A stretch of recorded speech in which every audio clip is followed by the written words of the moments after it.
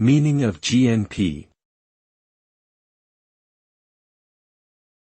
GNP. GNP. GNP. GNP.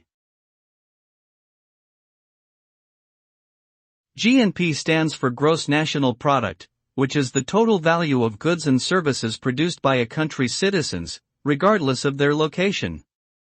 It includes all income earned by citizens and businesses of a country, whether they are within its borders or abroad. GNP is an important economic indicator that reflects the overall health of a country's economy, as well as its ability to generate wealth. A country with a high GNP usually has a strong economy, while a low GNP can indicate economic weakness and challenges in generating prosperity.